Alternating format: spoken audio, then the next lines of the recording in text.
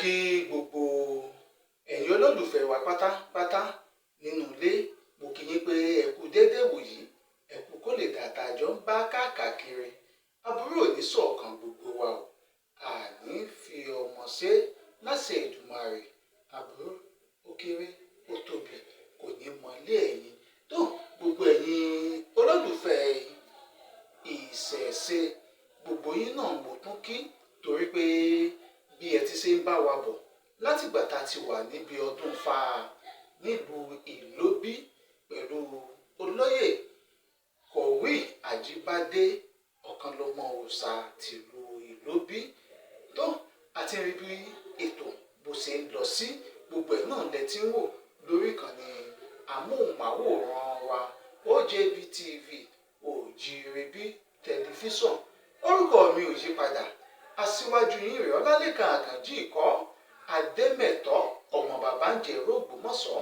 Máma sọ pé ọmọ òṣònú ilé ò gbá lọ, ọmọ ìlàsà ògbómi tútù rẹ ẹ̀là òjé, ọmọ òye tẹ́bí àrídìí ògbólógún ọ̀kàkà mójóbi mí yàngìyàngì. Mo tún kí yín káàbọ̀ lọ́jọ́ ti tòní. Mo ní tìtún náà là máa mú wá fún yín lẹ́nìí. Ẹ ti rí bí wọ́n ṣe bọ àwòsà ajé, ẹ ti rí bí wọ́n ṣe bọ eégún, wọ́n ṣe bọ àwọn òòṣà yòókù tí ó wà nílùú Ìlóbí.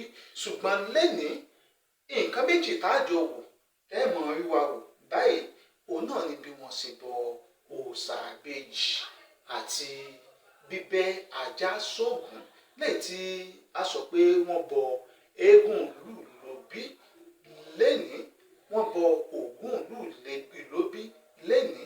Ẹ jẹ́ ká jọ lọ wò ká wo bí wọ́n ṣe ń wúre lọ́lọ́kan ọ̀jọ̀kan fún gbogbo ẹ̀yin tí ẹ láǹfààní láti mọ̀ nípa àṣà àti ìṣe. Àwòkọ́ṣe ni àwọn ìṣẹ̀lẹ̀ tí à ń mú wá fún yín. Ẹ farabalẹ̀, ẹ jẹ́ ká jọ wò àwọn bí wọ́n ṣe ṣe é sí oyún apá kan.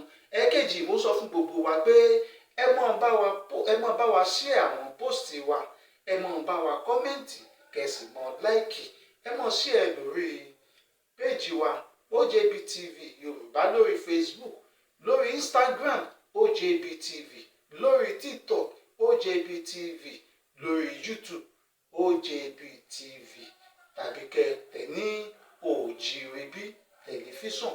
Pàápàá jùlọ ẹ lọ sórí ìkànnì ayélujára wa at ojbtv.com.ng. ibẹ̀ lẹ ti mọ àwòrán aláyọ̀ gbogbo tá à ń gé fún yín ní kéékèèké yìí, ẹ lọ wò ó gẹ́gẹ́ bí àṣìṣe lẹ́kùnrẹ́rẹ́.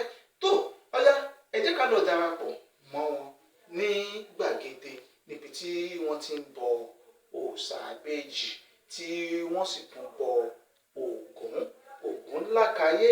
Ògún ò ní fẹ̀jẹ̀ yín wẹ̀ o, bẹ́ẹ̀ náà ni Ògún ò ní fẹ̀jẹ̀ mi wẹ̀. Ògún yóò ṣe alátọ̀nà fún wa láṣẹ ti tètùmàrè. Ọ̀yá, ẹ jẹ́ ká jọ máa lọ.